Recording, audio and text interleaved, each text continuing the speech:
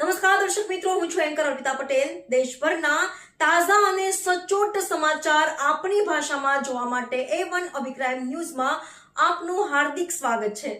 હવે જોઈએ મુખ્ય સમાચાર.